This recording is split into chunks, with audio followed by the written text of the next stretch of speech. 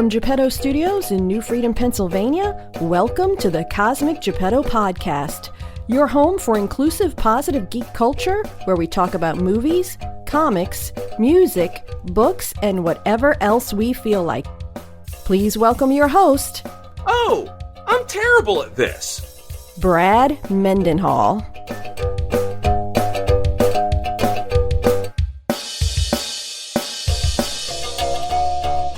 Hey kids, it is episode 239 of the Cosmic Geppetto Podcast. It is such a good one. The amazing Sarah Black and the incomparable Chris Maverick, Mav himself, join me to talk about Britney Spears and Billie Eilish and all the craziness going on in their respective careers. I was so happy to get this one together.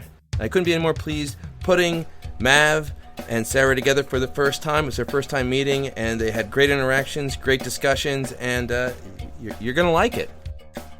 Anywho, I want to say it's been a little while since our last episode. We've been having a little trouble getting our episodes out weekly.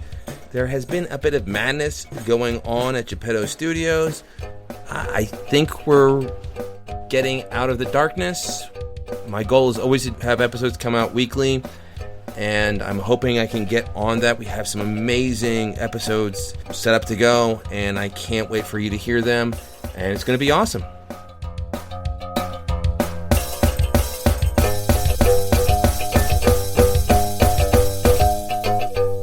I love pulling together unique panels. Today I have from the Vox Popcast, returning also from the Oh Gosh, Oh Golly, Oh Gee, Oh Wow podcast. I might have gotten that title wrong. I usually do. Chris Maverick. Mav, how you doing? I'm doing good. Yeah, everybody gets it wrong. We chose the title because it was like, this would be a funny joke that no one will get, because that's how you want to name your podcast. Well, and it's funny. I get the joke. I just never say it right. Yeah. It's impossible. And to be fair, we used to mess it up too. Because like we'd be like, is it oh gee, oh god, oh gosh, oh golly, oh wow, oh I don't remember the order. We used to do that too. We got used to it, and we're very into it. Those were all edited out, but it's oh gosh, oh golly, oh wow. Oh gosh, oh golly, oh wow. Yeah, and then the other one is, and then the same thing, Vox Popcast. The fact that you said it right, like with instead of Vox Podcast, you said pop, which was again, I thought, oh, this will be really clever. I'll put a P instead of a D, and nobody will be able to spell it, and that'll be great for branding. But two great shows. So that's the important thing. Regardless if you can say it right, as long as you can find it on your podcatcher, it's cool. Thank you. Speaking of good podcast, Life is a Playlist, which is one of my favorites. The host of that show, who is also one of my favorites, Sarah Black. Sarah, how are you? I'm doing great. Thank you so much for having me on again. I love this show, so I am happy to be here. Am I right? You guys have never met before? Nope. No. 5 minutes ago. Yeah, 5 minutes. Yeah. We know all about each other's sleep habits, viewing habits. I think we know each other really well at this point. We go way back. How long you could go without sex in your 20s? Exactly. I mean, we're like... Right. This is all things that you find out 10 minutes after meeting somebody. It's great. I have no filter. This is how it is. I apologize. I think we're good. You guys are both educators. Yes. This is why we're both like this. Very broken people. Yeah, exactly. Yes, I'm a communication professor at Cal State LA. Oh, wow. You have a permanent job. I'm so jealous. Kind of. I have a semi-permanent job. I have a professor title, but I'm technically a contracted, non-tenured professor. So in TT, yeah. Yeah, so like every 3 years I get renewed. So not quite as comfortable, but it's a good job. I love it. I'm an adjunct at Mount Aloysius College and at Duquesne University, where I'm theoretically finishing my PhD if I can write these last 20 pages, which I've been like kind of stumped on for the last couple of months. You'll get it finished. Yeah, I mean, I would have been done, but then somebody decided to make there be a global pandemic, and it made a lot of like my life harder. Yeah. Oh, I did notice that because I stalk everybody, so I just had to like go to your page really quick just to see, okay, who am I speaking with today? And just on the main page, I saw Pittsburgh. I'm from Pittsburgh. I lived there until I was 25 and moved to Los Angeles, so quite familiar with Duquesne. Are you from Pittsburgh? I'm from Cleveland originally. Born in Cleveland, but I've lived here since 1992. So for oh, wow, way longer than I realized when I started the sentence. Yes, no. I was like 20 years. Nope, it's 30. Oh well. I'm like, yeah, I was in high Okay. school then, and I moved here in 2002. 29 years I've been here, and I did not realize that when I started talking, and now I just feel old, and I'm going to crawl into a ball and die. Quick Cleveland story. I had a coworker from Cleveland, and Cleveland's one of those areas that has been the butt of several jokes over the history of that particular city. But the people from Cleveland often are fiercely in love with where they're from. It's got a New Jersey feel to it. Yeah. We deserve a lot of the we deserve a lot of the jokes, but yes, also true. And I remember one time I said to this coworker, it was a very nice young man, and I was just being mean because that's what I like to do. And I said, it's like, oh, Cleveland's great. You get nice and warm from the lake being on fire. It was a river, and it was a long time ago. And also, you never have traffic jams because of championship parades. Yes. 3 months later is when the Cavaliers won the NBA title. I was like, see, I actually took credit for that. The Cavs just did to make me look like a Guys, what we're talking about, and I think this is going to go all over the place because, as Sarah said in the green room, maybe hasn't been the best week for women. Yeah. A little bit of a follow-up because, Sarah, last time you were on, we talked a lot about the situation going on with Britney Spears, basically the oversight over her life. When we talked about it, it was bad, and we didn't realize how bad it was. And it's gotten worse, and I don't know if it's going to get better. Perhaps you could better thumbnail on, as of when last we heard, what most recently happened with what was going on in court with the oversight into her life. Yeah, for sure. So I can give a little bit of an overview. First, if I can do a little mini rant, because I just need to do it. It's like, yes, a rough, especially for people who have suffered from sexual assault, have controlling or toxic fathers or relatives in their lives, have suffered gender-related trauma. I mean, with Cosby's conviction being overturned, yes, I know it's a technicality and it doesn't mean innocence, but it's still another example of the system failing women. The news from the Supreme Court that they're working to dismantle and overturn Roe versus Wade by next year, Shakaria being disqualified from the Olympics, and people will be like, yeah, she smoked a joint. And that's wrong, but it's like, who do we enforce? Because that's such a performance enhancer. Exactly. And she was doing it in a state where it was legal in Oregon. But anyway, yeah, it's like the knee-jerk reaction is always like touting rules, but who are rules enforced and for whom? And then, of course, these recent developments in Britney Spears' conservatorship, including her testimony. So we could talk about that a bit. I guess a little thumbnail for that would be she made a statement. It was about 20 minutes long, outlining all the horrors of the conservatorship. And I'm prepared to talk about that a bit today. And then there was a Superior Court judge, LA Superior Court judge, ruled on Wednesday to keep the conservatorship. It's still being enforced. However, that doesn't mean that all hope is lost. When I first saw that news, I was like, oh my God, are you freaking kidding me? However, the ruling on Wednesday was only based on evidence that had been introduced up through November, and there's another court hearing on July 14th. And so just because this ruling went against her on Wednesday doesn't mean that the rulings will continue to go against her, that she won't be able to get out of the conservatorship. Obviously, she has a ton of support with the Free Britney movement. A lot of people, even outside of now the Free Britney movement, are having access to the story and knowing what's going on with her. And so I do, even though cynicism and pessimism is kind of my default, I actually do feel hopeful that this right will be overturned, but it might still be a little while. I do know Chuck Schumer and Elizabeth Warren released a statement, was it this morning or yesterday, basically saying that they were, like, congressionally, they want to look into it because what's happening to her is such an obvious miscarriage of justice. They're like, this is probably not right and someone should do something about this, which, I mean, it's definitely not right. But when you get to the point where you literally have senators going, wait a minute, something's wrong with like this one little domestic case. I mean, yes, I know she's famous, but we're beyond the point of this being about her fame. The government has made a woman a slave to her father, and that's bad. For 13 years. And declaring her incompetent while people are literally making hundreds of dollars, if not millions of dollars, on her back. Right. She has kept a job. Obviously, she's worked every day. That's part of what she talked about in the statement, is that she's working minimum 10-hour days, 7 days a week. She's being forced to do this level of work, and she has a ton of people on her staff, on her payroll, and is responsible for their financial well-being. She was clearly articulate, not someone who's unable to advocate for herself and her wants. And even if she wanted to go and blow all of the millions of dollars that she had on pizza, that's her right to do so. She made that money.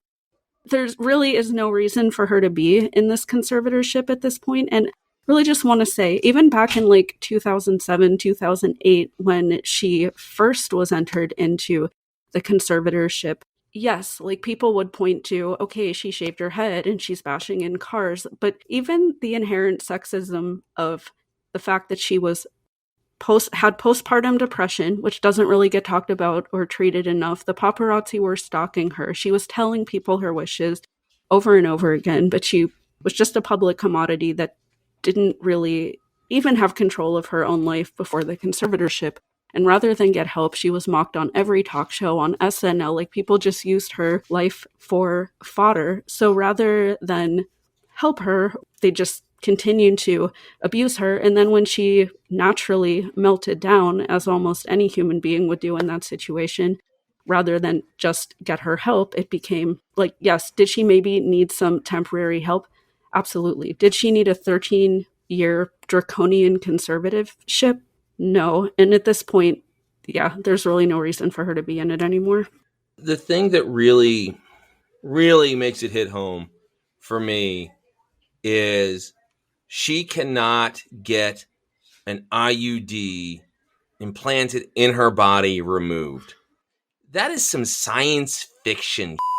Yeah. That's almost some eugenics shit. Like, I'm sorry, I gotta go on another rant, but I'm glad that people are discussing this case, but I want people to really be aware that this is not an isolated incident. There are people being forced sterilized, women being forced sterilized against their will all over the country still. In California, up until 2014, forced sterilization in certain circumstances was legal. It didn't become illegal until 2014. Yes, this is a horrific thing, obviously, that's happening with Britney, and I'm glad that people are talking about it because they implanted an IUD in her, like you said, against her will. She wants to marry her boyfriend, who she's been with for a very long time. She's not allowed. She wants to have a family. She's not a child. She's 40. Right. No. She's 39 years old. And this IUD has been in her since she was 26. So they essentially took all of her childbearing years after she had her 2 kids away from her. But this happens to women. Like, in order for me to get a tubal ligation, I had to have Robert's permission. I asked the doctor, and the doctor said, "How does your husband feel about it?" And he had to go to the appointment with me and tell the doctor, even though I'd had 2 kids, was having my 3rd, and I didn't want to have any more kids, and I made that decision for myself. That was not acceptable. I had to have him essentially sign off on that decision. There are so many women who just don't have reproductive right. Like, they don't have the choice to have kids. If they want to have kids, they don't have the choice to stop having kids. And as we see with Supreme Court ruling, it's like, yes, this is happening with Britney, but this is happening with millions of women.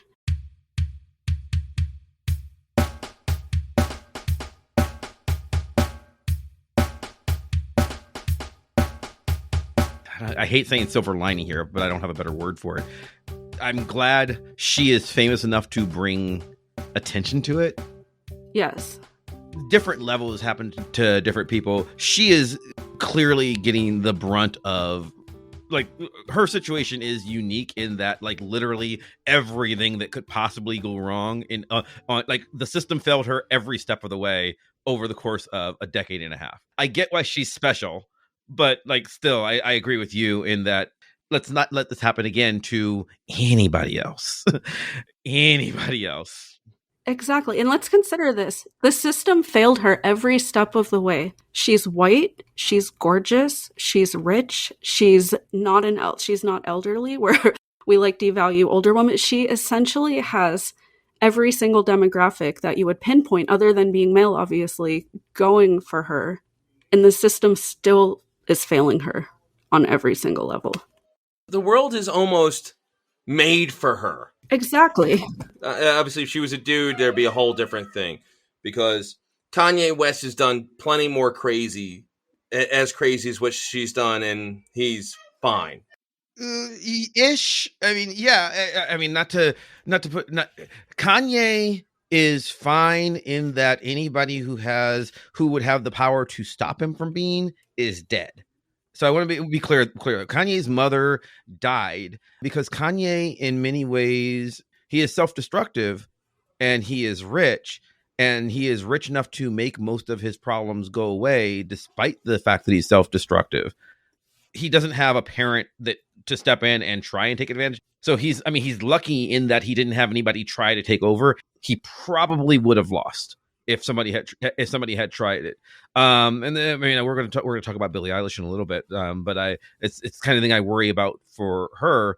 Britney's, it's only unique in that she is rich enough to care. To have a 13-year conservatorship, conservatorships are not just easy. Like, there are people who need them. If you were literally, if you were an invalid where you couldn't function, you needed someone to take care of you, or you were incompetent on a level of like severe diminished mental capacity, neither of those things are true for her. I'm not saying she's a rocket scientist, but it doesn't matter. She doesn't have to be. She is a working woman who has made her own money. And like Sarah said, if she wants to blow it on pizza, it's her right. You know, they don't want her to have kids because they don't want to diminish her fortune any more than they already have with the two. If she wants to have 14 kids, that's her right. Angelina Jolie has she adopted a bunch of them.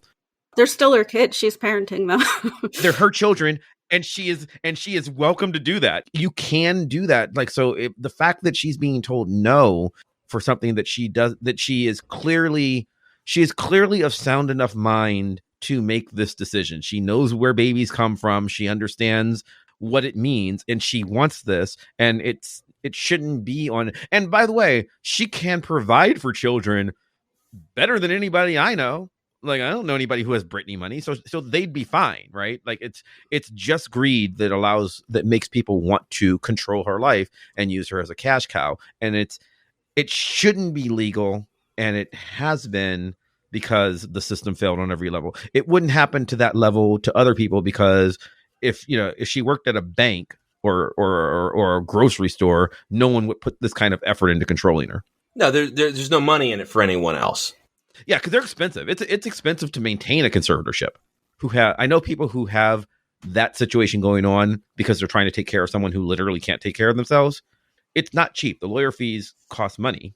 They're doing this because, oh, well, it's worth it because, hey, look, there's millions and millions of dollars in it. And it's sad. It's really sad. Yeah. And before we get too much past like the point of the differences between men and women in conservatorships, I agree with what you said about Kanye, but there does seem to be a pattern where men can act more recklessly, whether it's Charlie Sheen or Shia LaBeouf or Nicolas Cage. But when they act erratic or delusional, they're just considered eccentric, and we laugh it all off. And they're allowed to move on from it much more quickly, but yet we're still judging Britney by her 2007 actions. And Amanda Bynes, which this is kind of a different story, but she's also still in her conservatorship long after she's been stable and has, that's a whole other story. But you see a gender difference in terms of how these are treated. With men, it's often considered part of the art. Well, and also Kanye off his meds. Kanye himself says that when he gets off his meds, he knows that he does things that he shouldn't do. He has talked about it. He acknowledges, I believe he acknowledges schizophrenia, but he's definitely bipolar, and he's talked about it.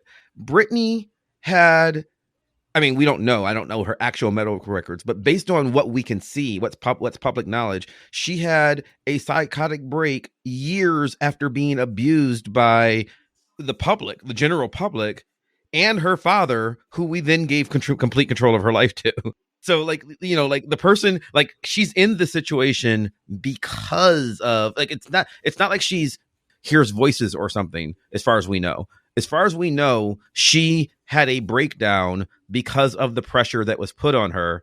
Combination of insane pressure, also losing a close family member. I think an aunt that she was particularly close with passing away. And she just had 2 children rapidly. And yeah, there was a world of things going wrong for her, which, by the way, being rich should be able to help you with that. Like she has the means to where she could have gotten help, but instead she was abused further. And that's a problem. And it probably is a problem that it gets worse because when you're a woman, which I think is what you're speaking to, Sarah, it's really easy to point to, like, Britney's behavior in 2007 really wasn't that crazy. The craziest thing she did was cut her hair off. You're allowed to cut your hair. Yeah, or smash a car. Who cares? like I'm not saying who cares to smashing a car. I'm just saying like even the quote unquote, like you said, craziest things she did really weren't that crazy. I once shaved my head to run a half marathon.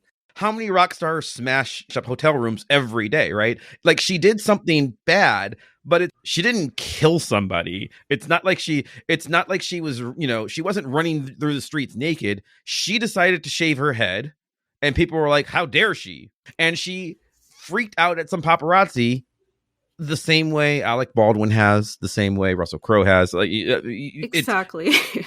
Mick Jagger, like it is.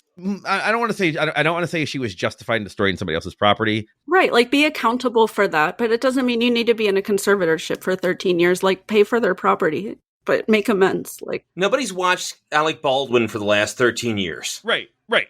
And because of that, he hasn't gotten worse, right? Like a lot of what I'm a big Britney fan, so I remember when all this happened. I remember watching it. I watch her Instagram religiously, and she's amazing because she is one of the most upfront celebrities I've ever seen. You can tell when she's feeling happy. You can tell when she's feeling sad. She says in her deposition that that was her covering stuff. Oh my God, how bad must she be if on her bad? Because there are days where she's clearly having a bad day and she'll talk about it. And if that's you lying to make us feel better, oh my God, I feel so bad for her, right? She is certainly competent enough to decide if she wants to have a child or if she wants to get married. We allow people with Down syndrome to make those decisions, and we should. I'm not saying we shouldn't, but I'm saying we allow people mental handicaps to make the decisions about their own reproductive health and about their marital status. Usually, sometimes we don't, which is part of what I was addressing earlier. But yes, yeah.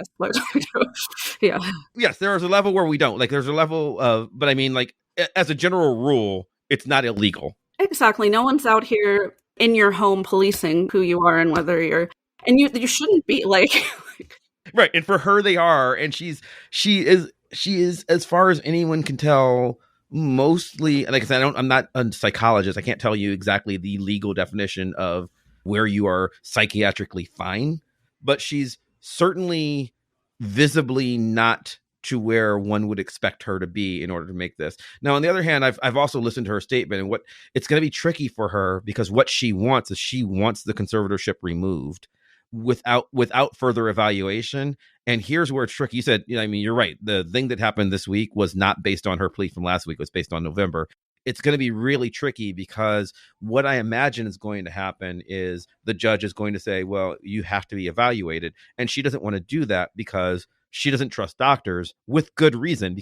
And she's been undergoing so many psychiatric evaluations against her will for these years. And sorry, really quick, thank you for saying that, because that's a whole other issue we could spend like 3 shows about, is how doctors don't listen to women and how they want to push our issues always off as a psych issue rather than something might actually be going on with your body issue. Or even if it's a psych issue, living in a world where you're constantly like dealing with this might make us a little bit psychotic. No, but you know what I'm saying? Like, it's really difficult. If it is a psych issue, fine. It's a psychological issue. She's a person. Like, people have psychological issues. She's allowed. That shouldn't mean, oh, you're not a person anymore. Okay. Mm-hmm.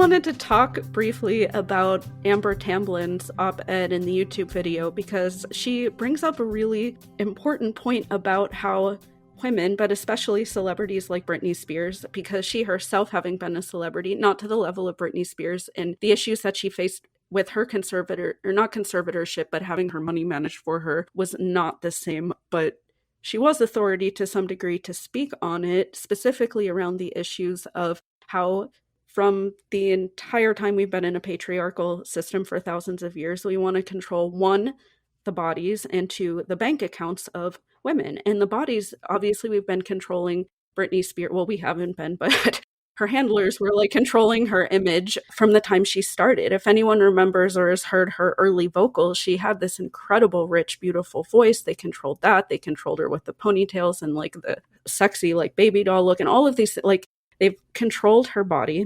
And we can actually speak more about this when we get to the Billie Eilish story too.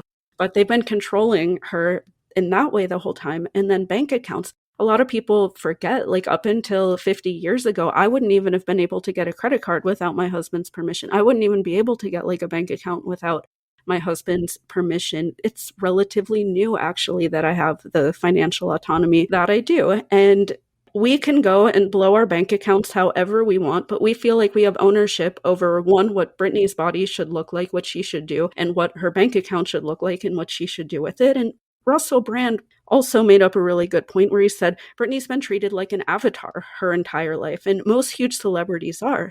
But from the time she was a child actor in the Mickey Mouse Club to the teen pop sensation and now as an adult woman, she's been objectified. And her father claims to want to, quote unquote, protect her. But in a patriarchal system, we typically define protect as control. And we see this in all kinds of ways. I mean, how many fathers are like, well, if anybody looks at my daughter that way, or I'm bringing the shotgun to the door, right? Like your daughter is your property. I'm the father of a 9-year-old little girl.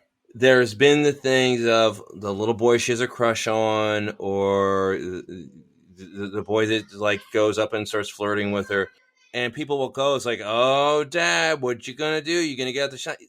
And the joke of it, and they're not being malicious per se. No, it's not maliciousness. It's enculturation. Yeah, but I just said to him, I was like, what are you doing? I've actually said, it's like, I don't do that.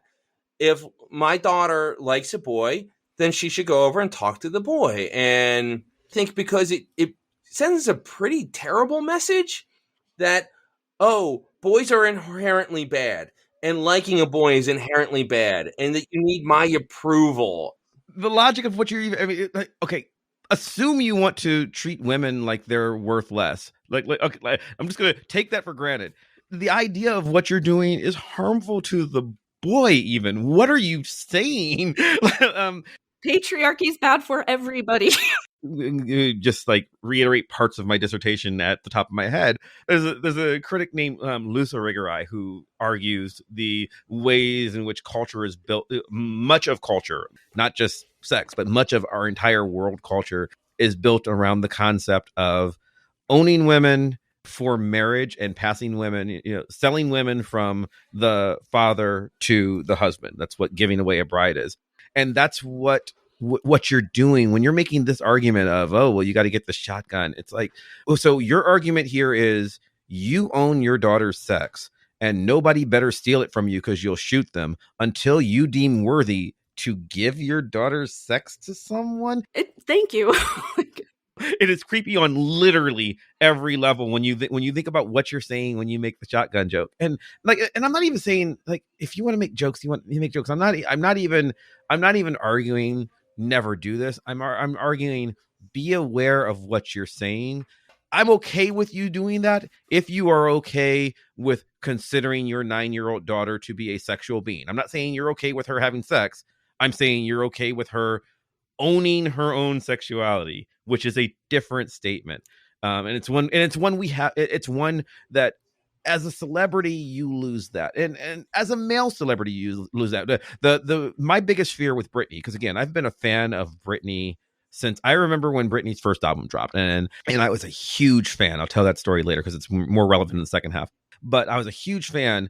And the more under the microscope she's gotten over the first 10 years of her career, and this is even before it got bad, I was very worried about her. Oh my God, they're going to turn her into Michael Jackson. And they did. And Michael Jackson's a boy. You could watch like the light just go from her. And Michael Jackson, say what you will about Michael Jackson. And I am not saying he's a perfect person, and the atrocities he was accused of, also a problem, but that's not the issue of what killed him. What killed him was the press, the media, culture at large, myself included. We as a people on the planet Earth decided 50 years ago that Michael Jackson was a dancing monkey to be used for our enjoyment. And then we did that to Britney, and we did it to Prince. Like it happens to like she's lucky she's not dead yet. And I don't want, and I don't, this is gonna become very relevant in the Billie Eilish part, because like Billie is a very big on the mental health advocate. Britney Spears didn't just go crazy. The world drove her crazy, to the extent we want to call her crazy at all. It's not like she broke because we broke her. I feel like I would have broken in way less circumstances, but like, oh God, I know I would have. I mean, like the fact that she can mostly maintain well enough to like dance a concert in Vegas is like, wow, you're a better person than I, right? Like, because You look at the musical icons from the 80s, and you're looking at Prince, Madonna, George Michael Jackson. Madonna's the last man standing, and that was somebody who was, and I do not like Madonna. I've made it very clear in the past that I'm not a fan of her music, and I also don't even like her persona per se.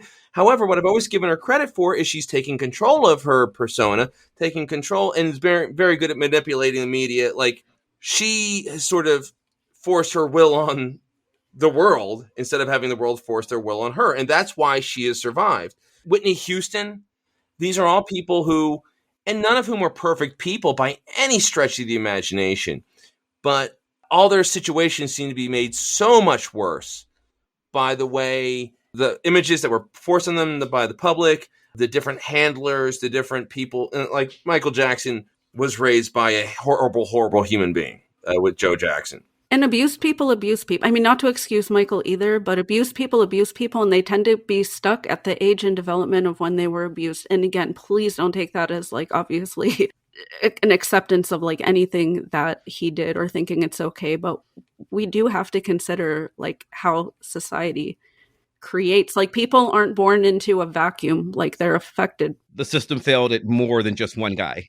Yeah, these things don't happen out of nowhere. Right. And to stop it from happening in the future, you have to recognize what's happening now and what's happened in the past. Mm-hmm. Michael Jackson should have been taken away from his father. All those boys should have been taken away from the father. And instead, Joe Jackson, after his son died, was still giving red carpet interviews talking about how he was such a good dad and how well he raised his children.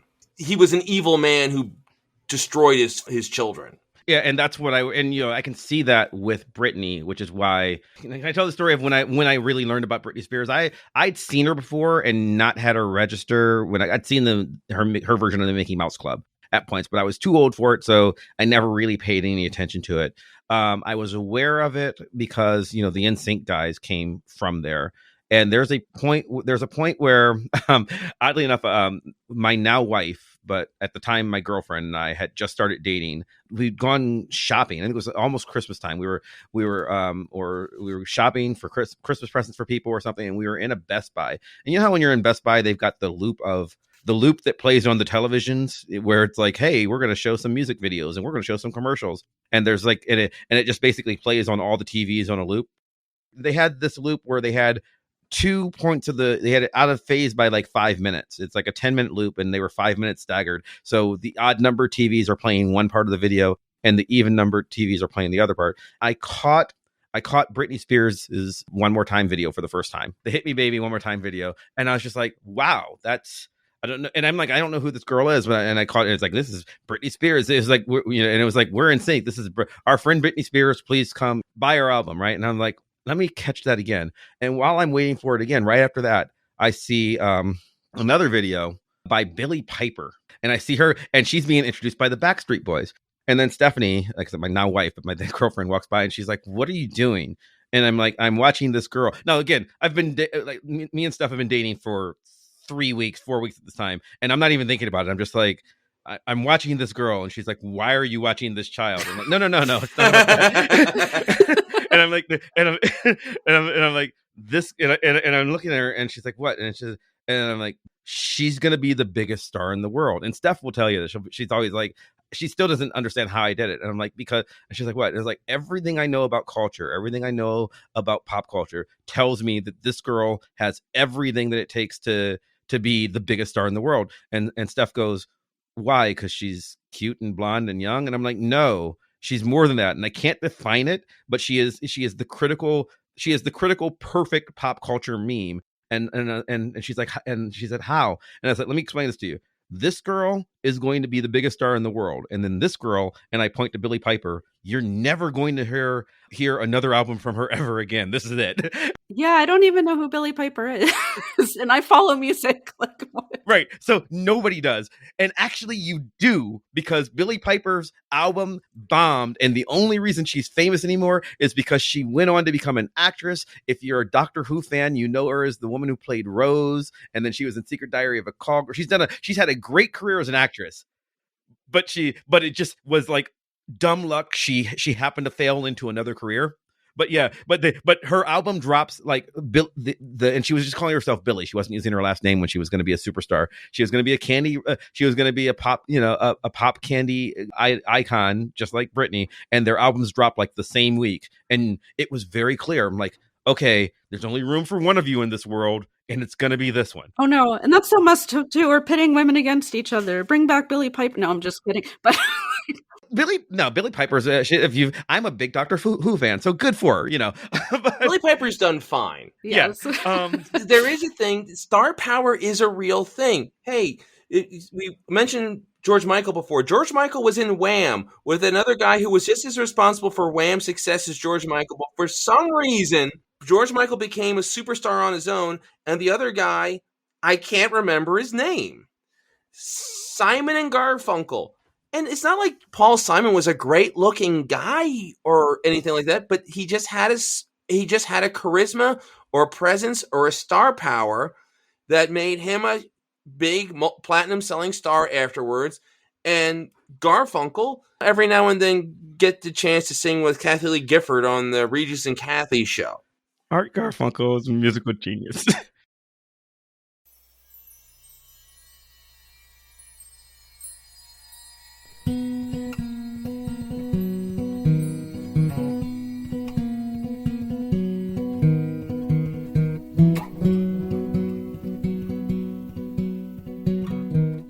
So unquantifiable. I have to say, though, I have to plug my own show, though. My first episode of Life is a Playlist is my story of the first time I saw Britney Spears and how I fell in love with her. So you might like it, but also I have a daughter who was born on Britney Spears' birthday, so she was my favorite. Before or after you knew who she was? Tina, I had no idea. That was just, as you say, dumb luck that she happened to be born on Britney Spears' birthday, but it's funny.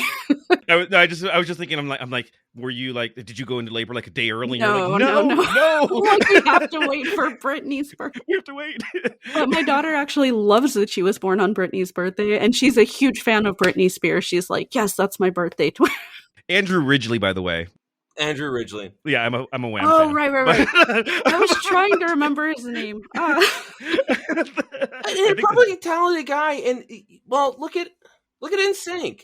There were 5 guys in NSYNC, right? 5 guys? Yes, there are 5 guys. There are Justin and 4 other guys. Yes. A very good argument can be made that Justin Timberlake was not the most talented singer of those 5 guys. But for whatever reason, he just had whatever it was.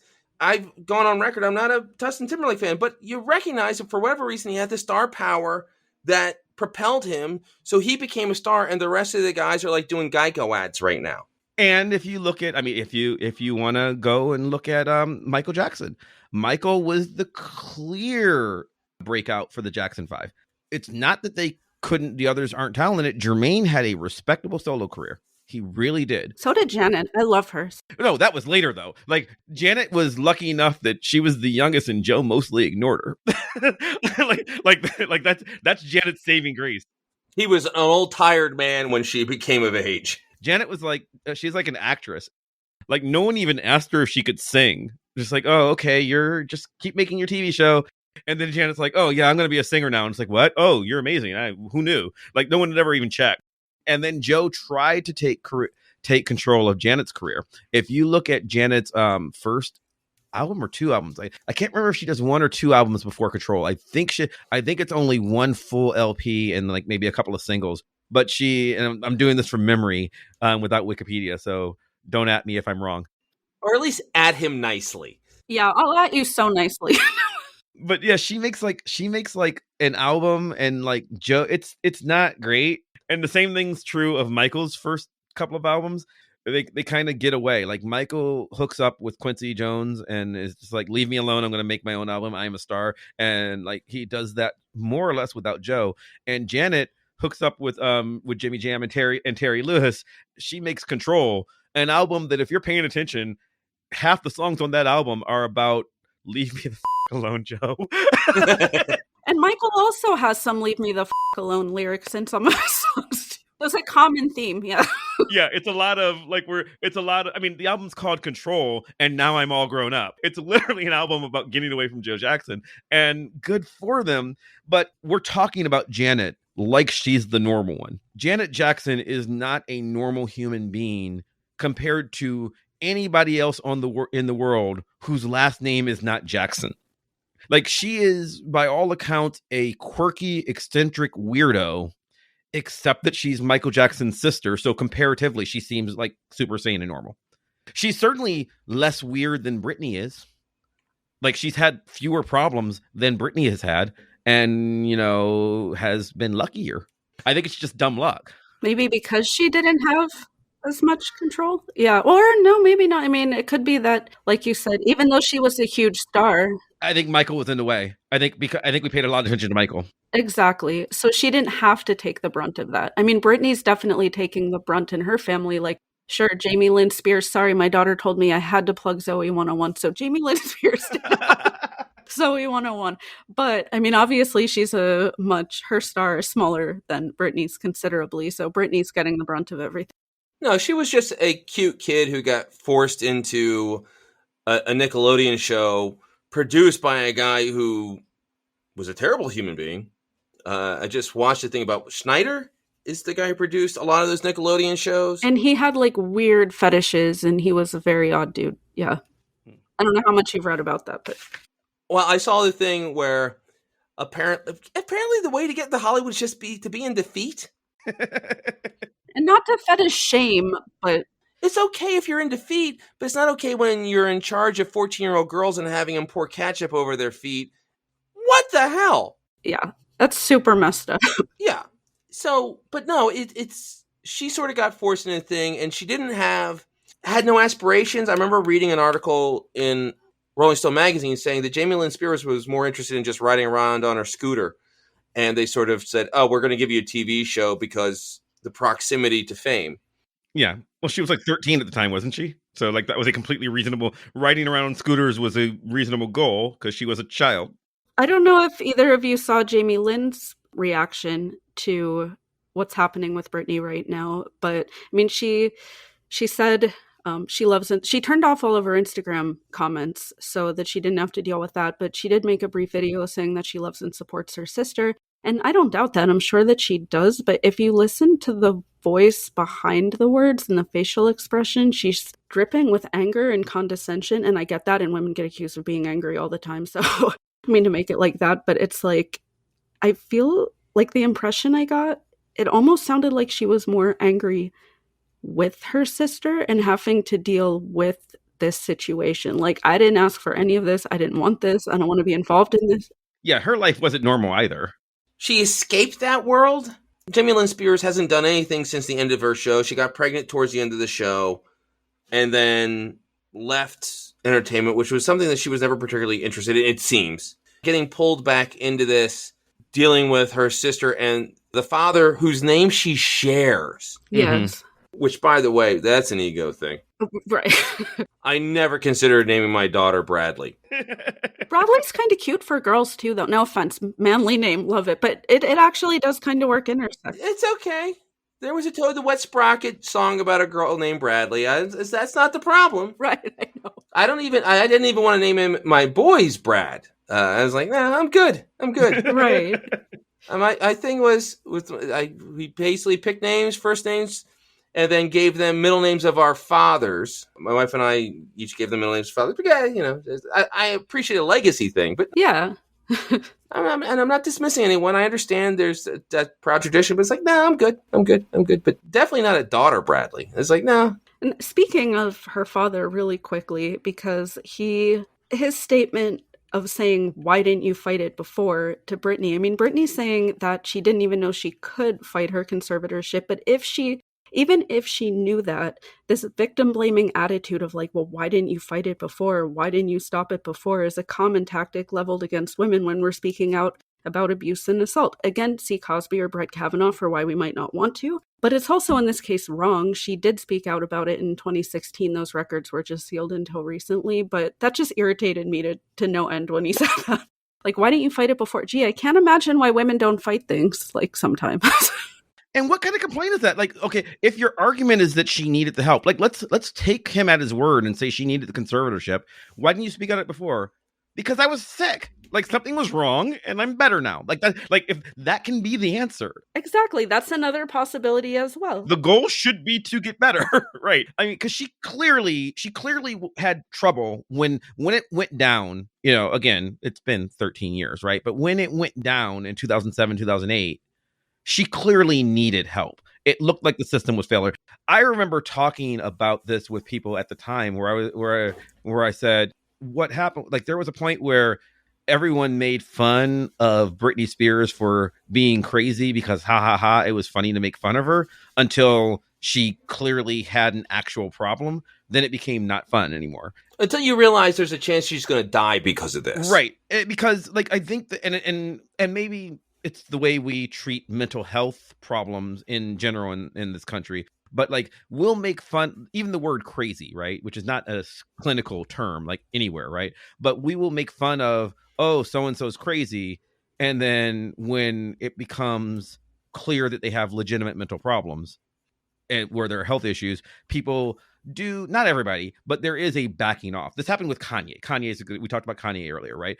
Kanye, people joked about a lot until it became really quite evident that, oh, dude's got a medical issue that really needs to be addressed. And then you can go and you'll see that the talk shows back off of him because it's just like, oh, this is not cool. Like someone get him help. Yeah, this is a guy who's dangerous to himself and dangerous to his spouse and dangerous to his kids. That happened for Britney too late.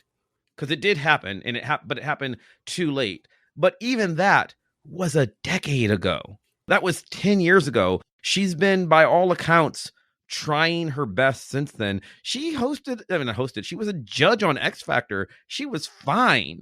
In the time of her conservatorship, she's made 4 albums. 2 of them are even good. And the other 2, she made 4 albums. Point is, she's been working the whole time. There's plenty of non-crazy people who've made bad albums in that period of time. Exactly. Yeah. Right. I just worry about the way in which we treat celebrity. I do what I do for a living. I'm not going to be anti pop culture. I'm not going to be anti celebrity. I'm going to gawk at people as much as anybody.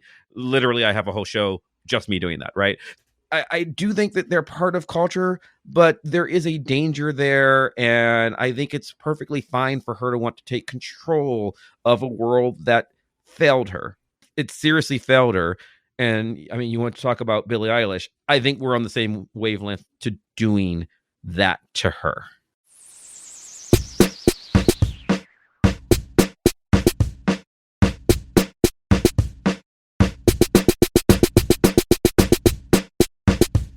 Billie Eilish, and it's a pretty interesting story where she made a point where the first early part of her career, and it's funny because she's so young, but we're still talking about the early part of her career, is her whole thing was she was a young woman and she wasn't going to allow herself to be sexualized. She was 18 or younger, and she was wearing baggy clothes and refused to allow herself to be sexualized.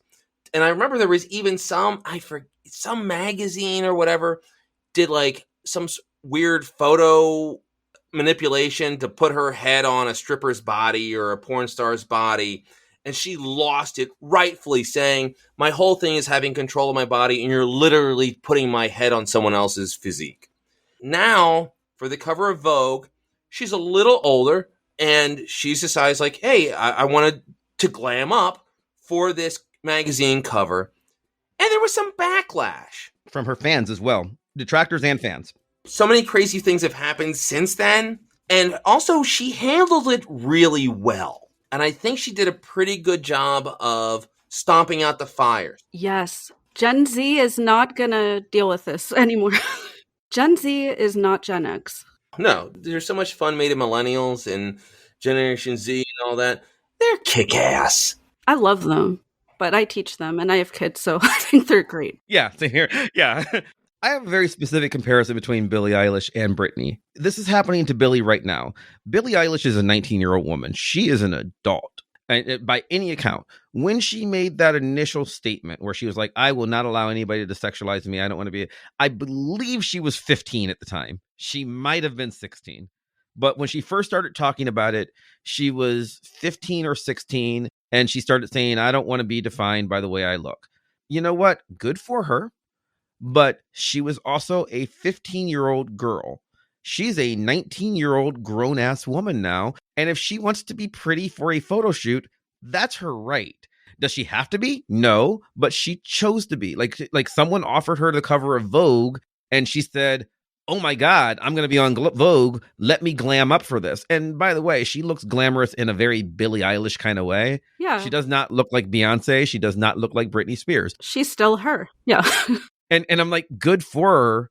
But I feel bad for her because she's being attacked by her fans as well as by the people. Like, she's being attacked by assholes who are just like, oh, she thinks she's cute now and she's ugly like she always was. And those people are assholes. But they're always those idiots. Right. But I almost don't even care about them because they were going to be like that regardless. I feel bad for her because she has fans who turned on her of how dare you say you're going to do this. And I'm like, she's allowed to, like, first off, she's allowed to decide she wants to be sexy one day, just one day ever, if she wants to. She's allowed to say she wants to be sexy from now on. She's a person.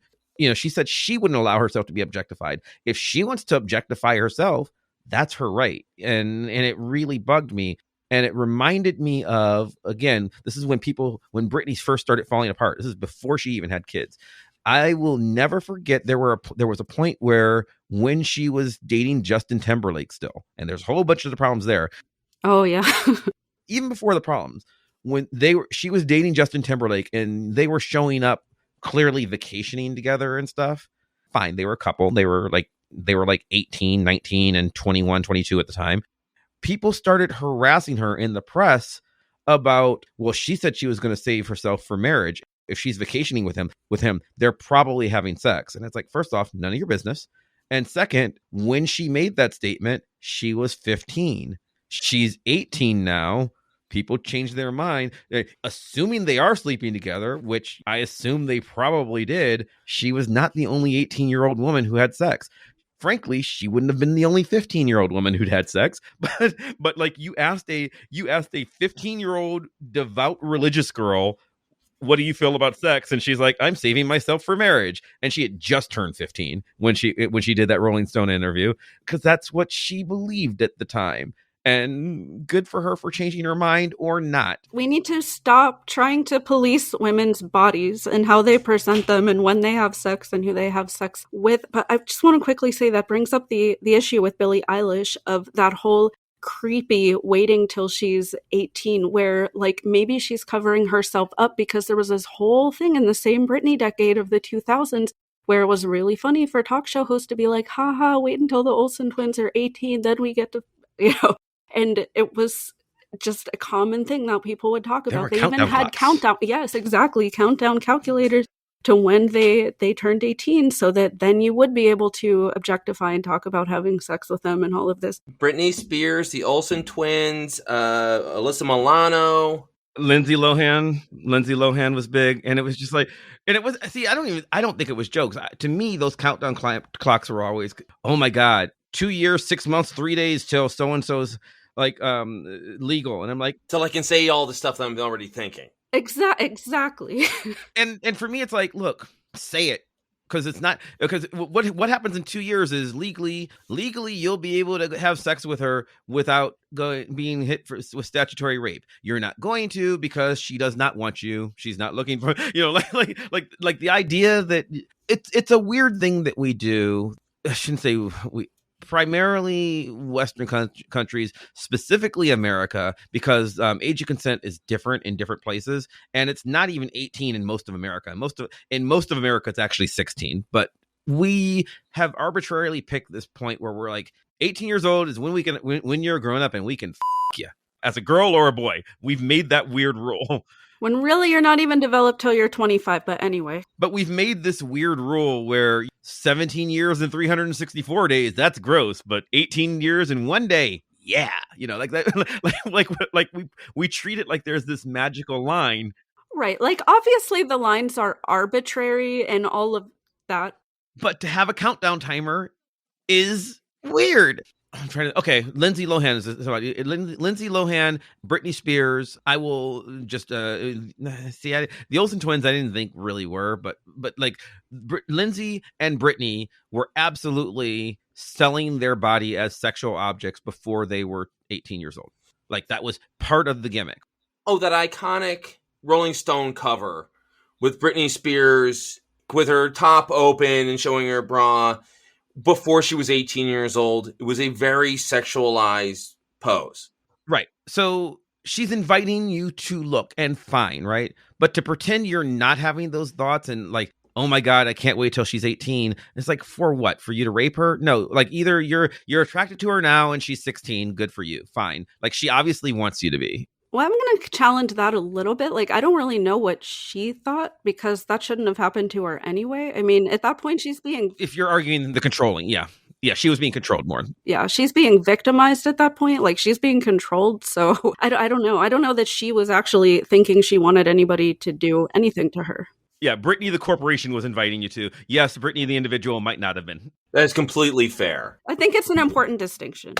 Well, it's an important. Well, with Britney in particular, given what she's going through outside of that. With good hindsight, we realize, oh my God, it was terrible that she was put in that situation.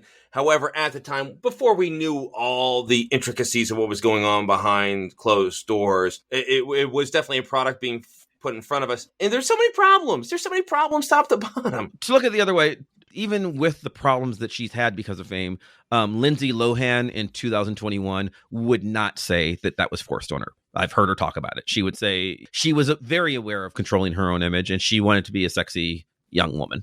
Now, are you saying it's creepy?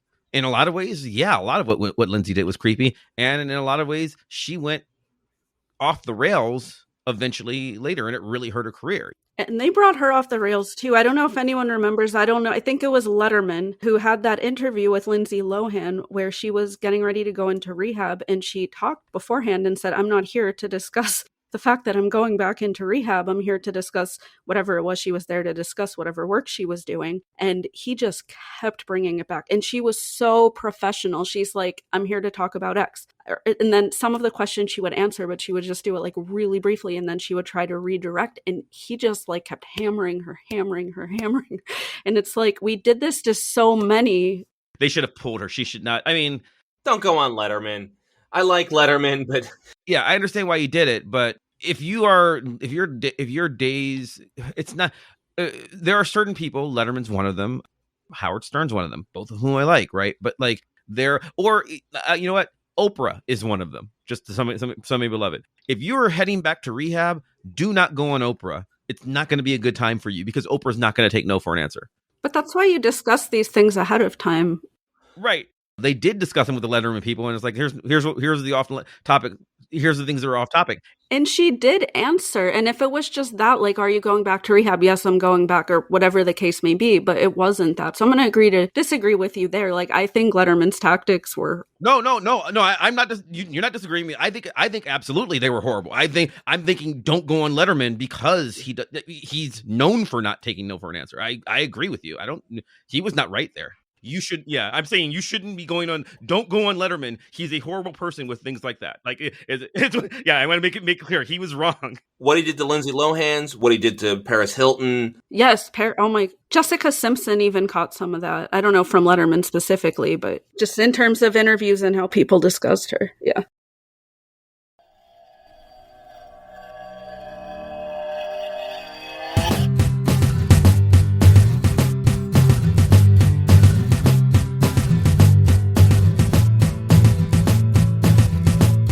And Jessica Simpson's an interesting case. Talk about somebody whose career was sort of run by her dad. Jessica Simpson has an amazing voice, which is not addressed very often. A likable person and presence and screen charisma.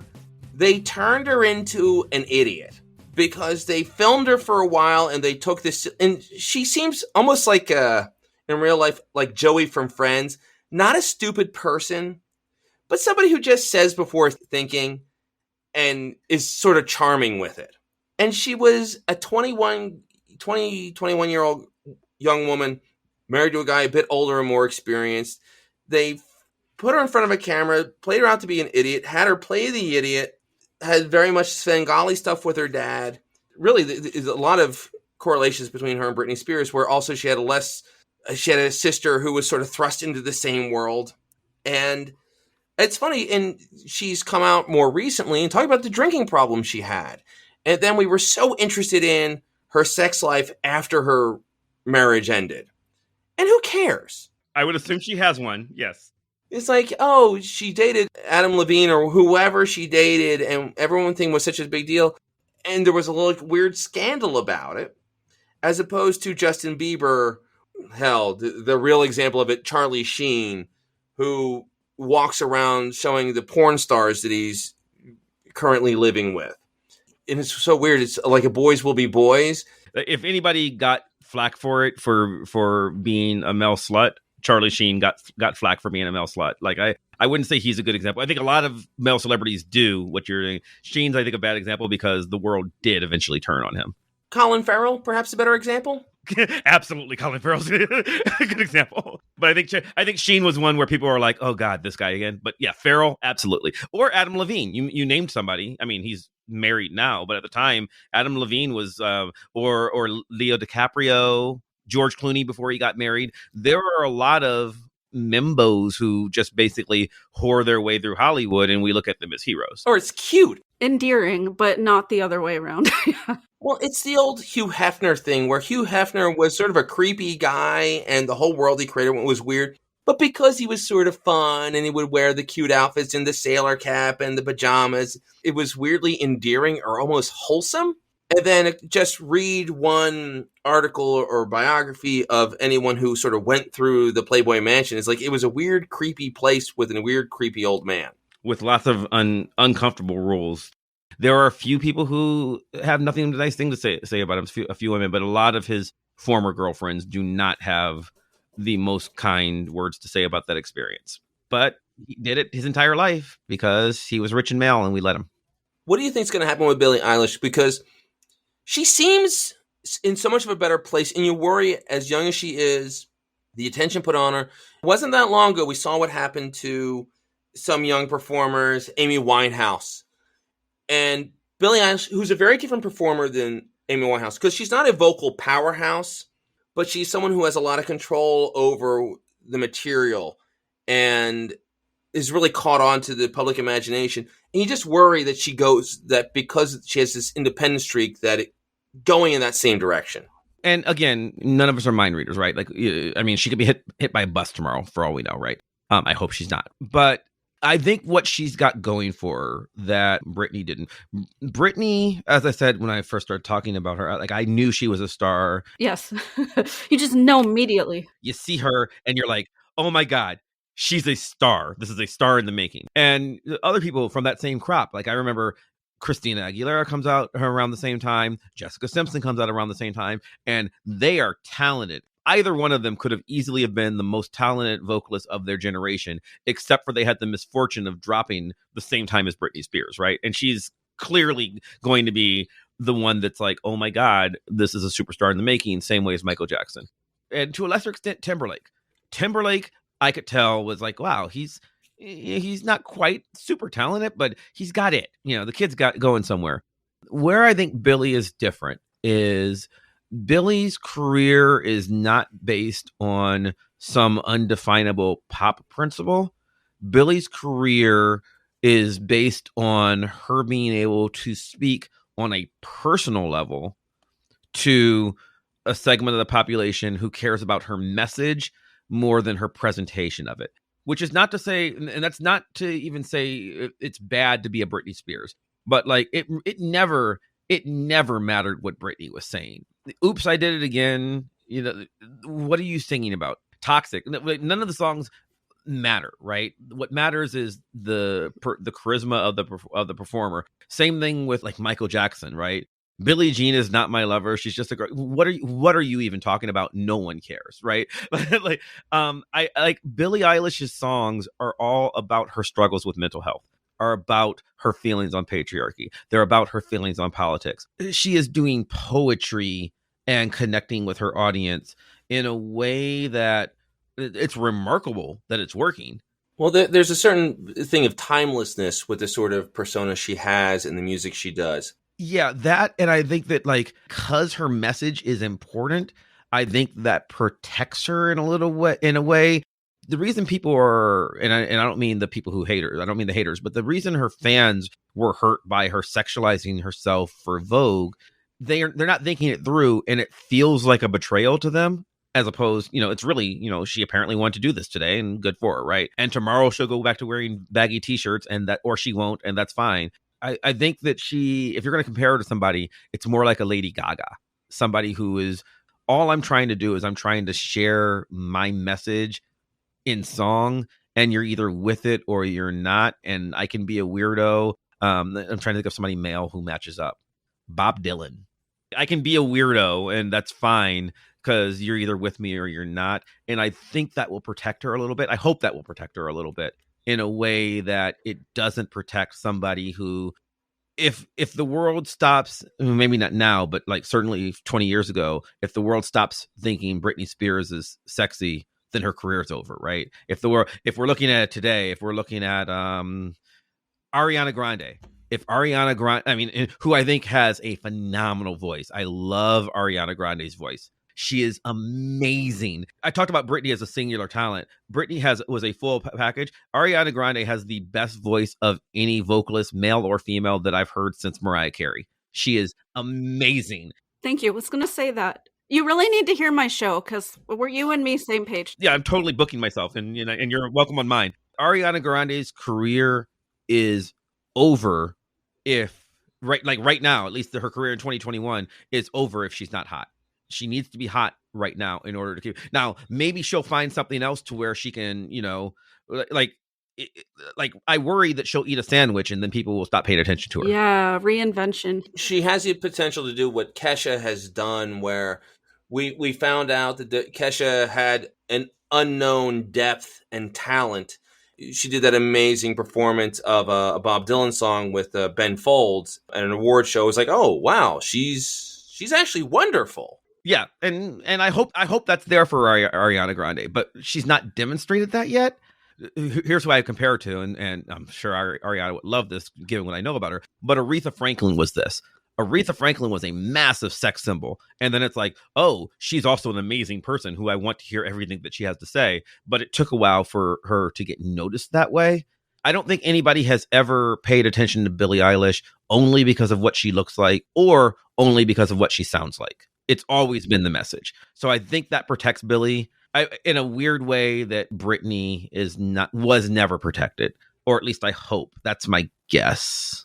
Going back to Britney, Sarah, what do you think's going to happen? Because it seems so dark when the judge made the recent ruling, but as you allude to, that isn't really the whole story because there's so much that's happened since the information that was given to the judge to make that ruling. What do you think's going to happen? Because it can go in a lot of directions, and you hope it goes the right way. But from what you've read and what you understand, what's next?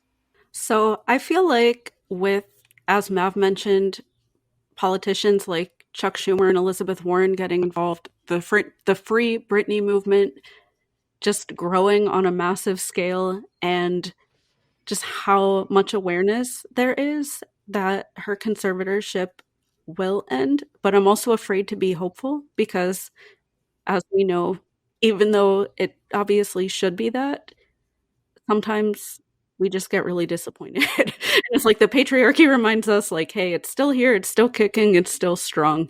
As a betting person, I'm feeling slightly optimistic. I'd say like 60-40. I think her conservatorship will end. I'm remaining hopeful about it. You know what? And there's even somewhat of a happy ending that could happen without the conservatorship ending. As long as, because one thing with conservatorships, her father has no business being a conservator. And this is wild science fiction, but if 20 years from now, if my daughter were to come into millions of dollars and for whatever reason needed a conservator, I wouldn't be good at that. And I'm a loving father, and I'm not a dumb guy, but that doesn't mean I have the ability to run her business with any sort of competency. To give an example, and I'm going to bleep the name because it's not something that I shouldn't share the name, but I am friends with the family of, I went to college with her stepsister. And for a short period of time, her father became her co-manager. And it lasted for about 6 months because he was a very smart guy, but he had no freaking idea how to run a platinum level recording career and book 20,000 seat Right. stadiums and publishing rights. Yeah, he's like, oh, I'm terrible at this. And good for him for recognizing that. I don't think her father is still running it, though, is he? I know Bessemer Trust was, and another woman was, but I forget her name right now, but we could look it up. But Bessemer Trust actually just pulled out this week of managing the trust. They said they thought that they were entering into a voluntary agreement, and after hearing Britney's statement, they didn't feel comfortable managing. My understanding is he was co-managing it, and I think it's a little vague. I know she doesn't want him there, and I agree with Brad. I wouldn't want to be there. I don't see why he should be there. There can be professionals.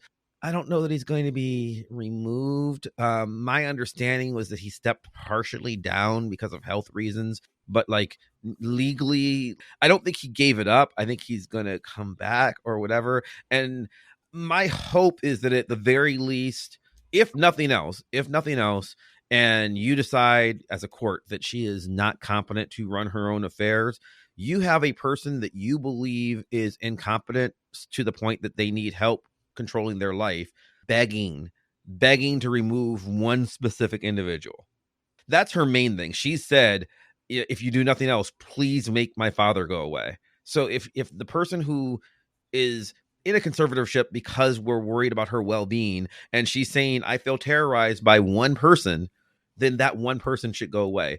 And that's before we even consider everything about her wanting to get married or have children or anything else. If she's saying, this person is my tormentor, this person is my abuser, please help me, he needs to go away.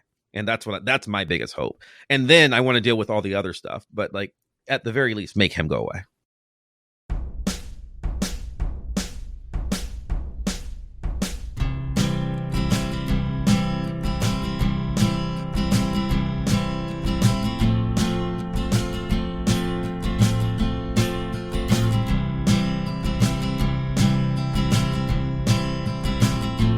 And I think we can deal with both, at least as far as the IUD and her being married and having kids. Like, that's just as important. I mean, she deserves bodily autonomy and the right to be a human. Even if she's forced to still go to therapy 3 times a week or have people control her finances, which we already know how I feel about all of that. I think at the very, very least, yes, her abuser shouldn't have any control over it, and she should have the right to make decisions for her own body. This is something I learned, which I didn't, even following the case for years, I didn't know till recently. She can't hire a lawyer. Yes. Yeah. Because of this problem. And she figured out this great way. It's like, I'm going to get out of this. And so she hired a lawyer to advocate on her behalf.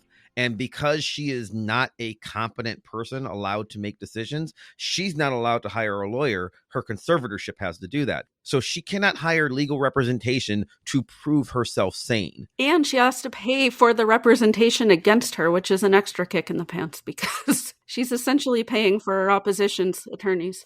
The entire system is literally, she's working her ass off. Everything's happening the way it's supposed to be happening, which means that what's supposed to be is wrong. It usually is, yes, and that's usually bad.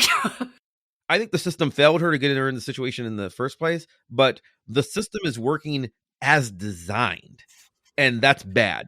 When we talk about like things like the fact that the IUD thing it sounds awful. Oh my God, I cannot believe this. But it's not like they're abusing some loophole. They legally are forcing her to keep an IUD. So that's crazy. Yeah, yes. It is. It's Handmaid's Tale. It's to sort of control a 39-year-old woman, and you know what? It's not easy to get pregnant at 39. And she wants to. She's again. This is not even. And again, she is a grown woman. If she wants to get married to a guy after a weekend, which she did before, like that was part of this, right? Like she did that when she was younger, but she was an adult when she did that. This isn't like some guy that she started dating this weekend. They've been together for years. And you never know what's going on in somebody's life, but by the small accounts we do have, he seems like a pretty decent guy. Like he really loves her. He's there for her. He's dealing with all of this that's going on. And yeah, he's on her Instagram all the time. Again, we really have no idea what's going on, but he doesn't give me bad vibes. Right. But and again, we don't know her. We're like, all we know what's managed to her from her publicist and from Britney, the publicist for herself, right? Like the reason the Save Britney campaign exists is because since she had no way of advocating herself, she started advocating for herself on social media, and she's competent enough to do that. Yeah, and you know what? Even if he is a total a-hole, she still has the right to be a total a-hole if she wants to. I mean, that's what she should. I mean, people make bad marriage decisions every day, but they're allowed. I have an uncle who's probably been married 2 or 3 times during this conversation. We all know people who have married poorly. That's what we do. They're right. I think if you leave things up to me in the way that I did it, I think you should date a good solid 15 years before you get married. I feel that, like that's the way I did it. And that's worked out great. My parents were dating for about 3 months before they got married, and they're going to be celebrating 50 years in a couple months. I did for like 7 months, super fast. Everyone was like, "What are you doing?" And I'm like, "Well, that's what it is." I was engaged for a decade. That's the reason. That's the reasonable way to do it. I don't know if I shared this story on the podcast before, but my parents, Ted and Linda Mendenhall, happily married for 49 years, still very fawning over each other. They'd been dating for about 6 weeks. My mom was about ready to go away for a 6-week trip to Europe with her friends. She was a teacher, so she had summer off. And the last date before she was going to go away, my dad said, this is going pretty good. If we keep going like this for a year or so, we should think about getting married then. My mom's like, why wait a year? Let's get married now. So my mom went on her vacation, came back on a Sunday, sewed her wedding dress and the bridesmaid dress. My mom's an excellent sewer. Sewed her wedding dress, the bridesmaid dress, and the ring bearer dress during the week, and they got married Saturday in my grandmom's living room. That's insane. But they were allowed to be insane. Yeah. And again, 49 years later, their 50th wedding anniversary is coming up. They are still very smitten with each other. And I've also known people who were together. I just recently reconnected with a former coworker who was engaged for 10 years and had a $20,000 wedding because they kept spending money over that decade they were engaged. And she now has a different last name because it didn't last very long. Because just because it's sane doesn't mean it's going to work. Just because it's crazy doesn't mean it's a bad idea. Yeah, I mean, the oxytocin wears off after 2 years regardless. So at that point, you're making choices. So you're either making the choice after you have been... You got 2 whole years? Yeah. And that's not to say the oxytocin totally goes away and like you never have any ever again. But it's scientifically proven there's a huge drop then. That's why you see so many people kind of have those serial monogamous relationships where it's like every 2-3 years they're with somebody else because they're just oxytocin chasing. All right, guys. Speaking of chasing highs, let's talk about your podcast. Yeah. Seamless transition. Yes. The best drug. Mav, plug your pluggables. Tell people where they can check out more of your stuff. Find me every week on 2 places. If you're a comic book fan, then, listen to Gosh Golly Wow, which is me and Hannah Pepard and Andrew Deman, and every week a guest of our choosing. We are reading the 1989 to 1999 comic book series Excalibur, 1 issue at a time. And every week we do a new issue. We do an academic critical analysis of this comic book from 30 years ago that we adore. It's a lot of fun. Brad, you've been on the show. It's a lot of fun. We talk about it like it's a school assignment, but we try to have fun while we're doing it. So we talk about whatever critical issues make sense when discussing, again, a comic book, a really goofy comic book from 30 years ago. So that's one place I'm at. And then I'm also, every week, I am one of now 5 hosts on the show Vox Popcast, which is a weekly pseudo-academic roundtable of pop culture analysis with drinking and swearing. Where every week we have a topic of some pop culture topic, like the one we just did. And then we have a mix of usually academics and fans of whatever the thing is. And we do a deep dive into analyzing the culture surrounding something. So this week, for instance, we talked about Fast 9, the Fast and Furious franchise. Next week, we're talking about alcohol culture. We're talking about things like, wine tastings and whiskey tastings and the culture of bars. And we're going to have a sommelier on next week to talk about this with some PhDs. It's a very interesting, weird, eclectic mix of shows because I didn't want to do the same thing every week. I wanted to be able to talk about superheroes and video games and stuff, like geek stuff, like 90% of all podcasts. And then I also wanted to be able to talk about Kant because I'm a weird nerd. And so it's me, and the main hosts on that are me, Wayne Wise, Katya Gorecki, Hannah Lee Rogers, and Monica Girafo joined us. Both great shows. I am very proud, where it is a badge of honor, that I was the first guest on a Golly Gee Wow. Pretty close. That's the shortening of it. It's like when you call Saturday Night Live SNL. Yes. You were the first guest on it, which was great, and you were great on it. So, and we'll have to have you on Vox Pop, at some point, like definitely whenever you want to drop by. Yeah. Oh, anytime. I'm not ready to talk about cars and family, so Fast 9 wouldn't have been great for me. Sarah, plug your pluggables. Life is a Playlist is wonderful and such a great idea, and the execution, it lives up to it. Tell everyone what they should be checking out. Awesome. So as far as Life as a Playlist goes, that is a show where I mix a lot of memoir, a lot of music culture. My very first episode is about Britney, so if you want to hear more about her, check that out. But basically mixing memoir, my personal stories growing up, with music from or through usually a feminist social justice lens. And I also am the co-host of 5 Minute Arrival, about the film Arrival, and the co-host of the film Pump Up the Minute, about the film Pump Up the Volume. And I believe I'll be co-hosting on an unnamed podcast about Eternal Sunshine of the Spotless Mind. That'll be starting soon. Life as a Playlist has 20 episodes, is currently on hiatus. I hope to get back to it soon. I put it on hiatus when I was writing a book. So I started writing like an actual book memoir. Planning to get back to new episodes of Life as a Playlist soon. Very cool. We'll recommend everyone check that out. Guys, this is amazing. This is usually the point where I ask if you'll come back, but you're both coming back. Of course. Yeah, your show's my favorite. I know we're not supposed to play favorites, but I always feel like I have so much fun on your show. We have fun having you, and guys, we'll be doing this again soon.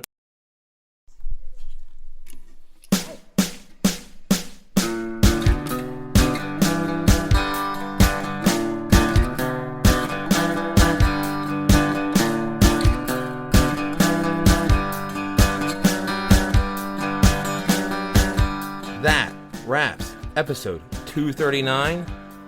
Big thanks to Sarah Black and Chris Maverick. I really liked having these two together. Individually, they're great guests, and I'll have them on any time. But I think they had great chemistry, and I think we had a fantastic conversation. I'm going to do that again. This is definitely like on my checklist of people who I like hearing them bounce off each other. Next time on the Cosmic Geppetto podcast, we have Joe the Lawyer from the excellent Common Sense Academy YouTube show.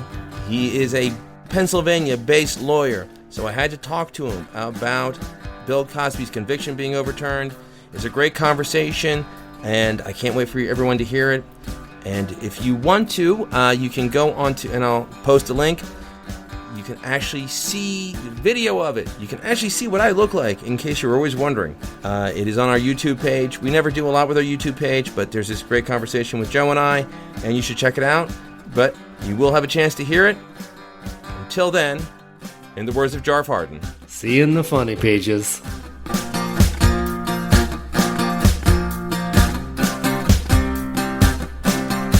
Subscribe to the Cosmic Geppetto podcast on iTunes, Stitcher, or wherever quality podcasts can be found.